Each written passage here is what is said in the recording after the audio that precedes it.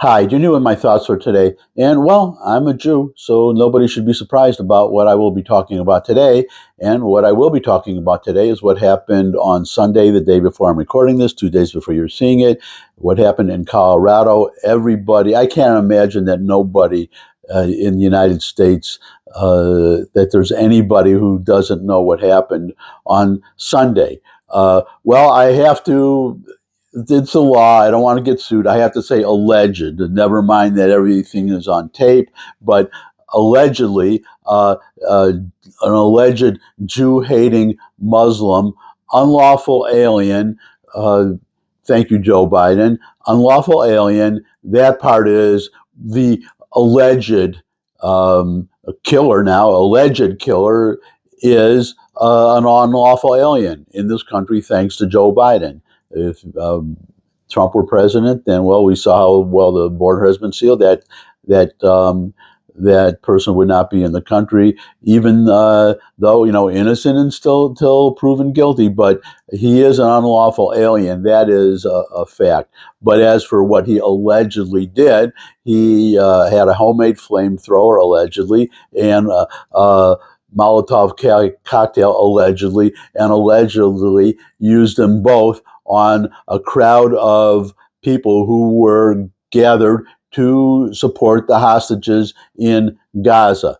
And as a result of this attack, allegedly by the person I just mentioned, that 7 people were injured and 1 person was killed. So this alleged killer is charged with murder right now. And if this alleged killer is convicted, I can't think of anybody who more deserving of the death penalty. But this is Colorado, right? Well, we'll say purple state, purple tending blue. So I would not hold up any hopes of a death penalty. But that's definitely, in my opinion, what he should get. But more important than what has happened is going forward. Now you can hear the usual. We've already heard the usual bleedings from the media, the talking heads. And politicians.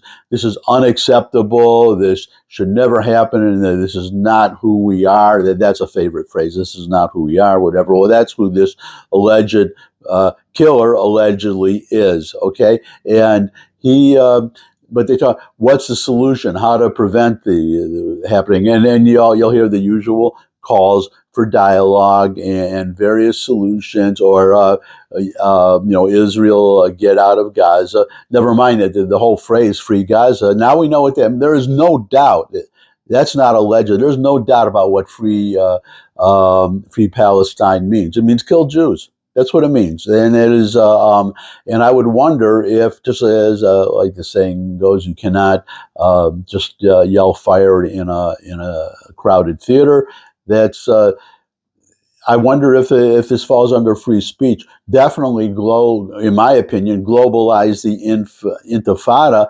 That is a kill. That is armed assaults on Jews. That's what that is. There is no mistaking on what that means. That is the meaning. So if we see people just saying that, that's one thing. If people say it, and then you have these never mind. I mean, not never mind, but I mean, in addition to what happened in Colorado, you had the 2 people that were shot to death in Washington. And ironically, this was a gathering. Though 2 people were killed. Now this was at a Jewish center, Jewish venue, but it was multi-religious on about bringing peace to the Middle East, or to Gaza. And the 2 people who were shot, both of those, they were Christians. They weren't Jews. So this guy, allegedly, came to kill Jews, and he killed 2 Christians instead, which is, well,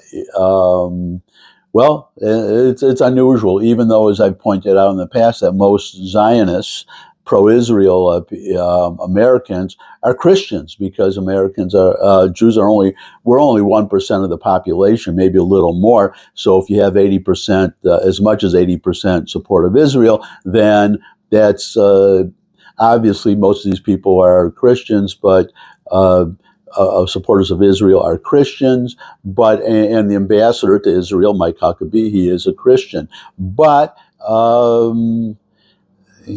Christians aren't targeted, only Jews, and even though some Jews are anti-Zionist, so that just shows you that's anti-Semitic. But again, all these solutions being suggested, except for one, which to me is the obvious one, and it's the one that I use in my own life, and here it is. That is my solution. I live in Tennessee. Tennessee is a constitutional carry state. I don't even need a license anymore. I mean, I have a license, a handgun license, because when I moved to Tennessee, I needed one at that time. But now I still have it somewhere, but no longer needed. But that is the solution. Now, let me put up this thumbnail for this vlog. Let me put it up again, and to show you exactly what I mean. By the way, if you hear noise in the background, the groundskeeper, they had to pick right now, right, to mow the lawn, so you may hear some background noise. So anyways, you're looking at that image, and that guy stood there for several minutes, yelling, threatening people, holding a homemade flamethrower and a Molotov cocktail. And, well, it's cut right to the chase. If just one person there had been armed, then what happened would not have happened, and actually nobody necessarily would have been shot. I'm referring to the alleged killer. He may not, because people don't understand this. People talk about taking guns and you're going to shoot people in a shooting gallery and all of that.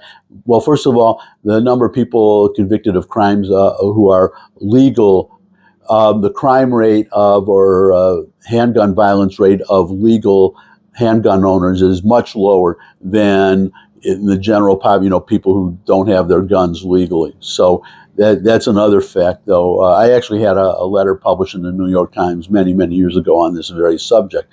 But most crimes are prevented by guns, are prevented simply as doing what I just did, displaying the gun. That guy was standing there shouting at these people for several minutes. Somebody just had to walk, get in front of him, get near him, and hold the gun up and say, I'm not going to put my finger on the trigger, obviously, I'm indoors, but you get the idea.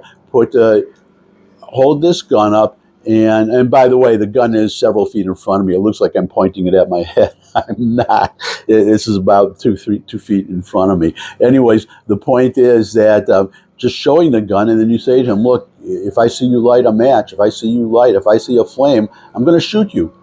And most likely, almost certainly, I would say nearly up to about 100% is he would have just left.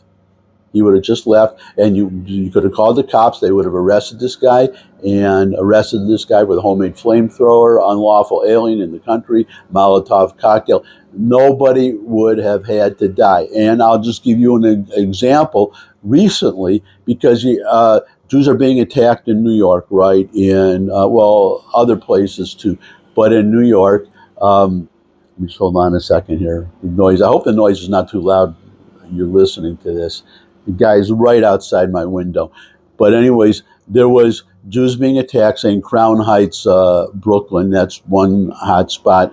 But the people who are visibly Jewish, these Orthodox Jews with, the long coats and the hats, and they call them pious, the long sideburns and the beards, and they are being attacked. Well, this rabbi was almost attacked. He was putting gas in his car or something, and two guys approached him. They were going to carjack him, and who knows what they would have done to him. And they ended up running away. Nothing happened to him. And based on what I've been talking about, can you guess why? I'm sure you can. He displayed a gun, and that was it. So these Jews are being attacked all over. He had a gun. He displayed it. Didn't have to fire a shot. They ran away. I mean, you're stupid in any kind of gun. This guy, actually, the guy who sold me my gun, this is a 38, this one. But I have a practice gun, a 22, and the guy behind the counter sold me the gun. I said, well, how much damage could a 22 do? You know, because some like women will buy 22s because less recoil.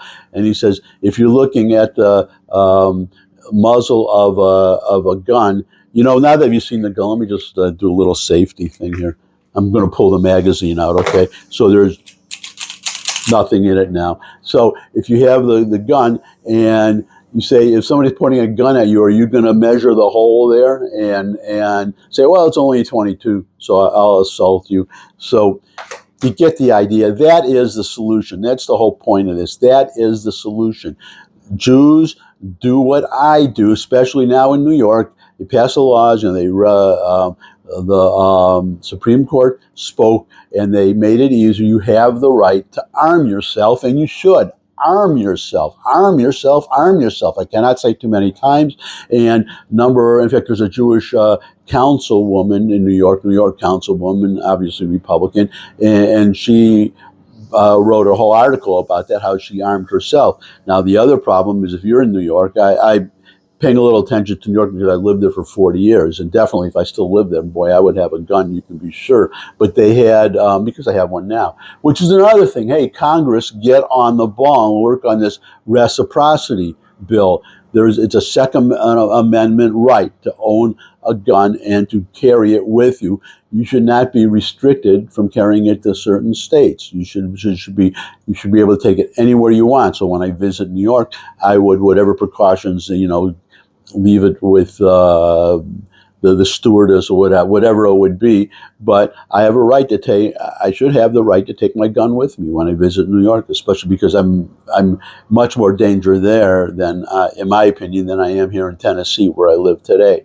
But the other thing is they made all of Times Square and beyond that, all the way from 6th Ave. Times Square is 7th Avenue. 7th Avenue and Broadway, they cross right at Times Square.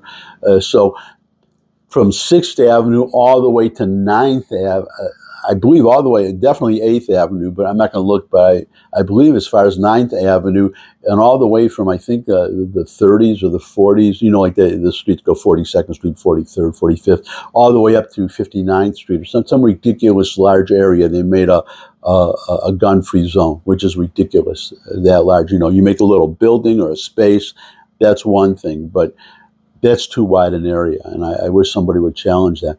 But anyways, and that's what you should do if you're a Jew in New York. I mean, there's millions of Jews in New York, and you should challenge that gun-free zone. And they say you can't take it on the subway either. So what that means is people who do not lawfully own a gun, these like kids and people like that, people who are not supposed to have a gun, or former, convicted criminals, other people who just don't want to bother, they can carry their guns and take a chance. And if they don't get, if they do get caught, they'll get a slap on the wrist from Alvin Bragg, the DA, and they'll be let go. But if you legally own a gun and you carry take it onto the subway and an officer stops you, well, you can bet that you will not be treated so leniently.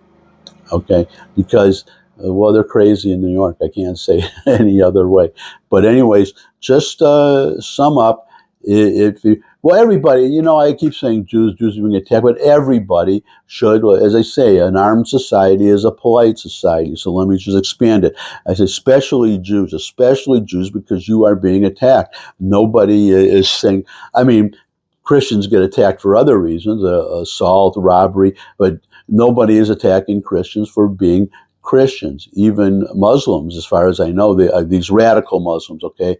I had many Muslim friends in New York, so not condemning all Muslims, and especially ones who signed the Abraham Accords and recognize Israel, but these ones who are targeting people, they're not attacking Christians. They're only attacking Jews, as I said earlier, even though there are more Christian Zionists than Jewish Zionists.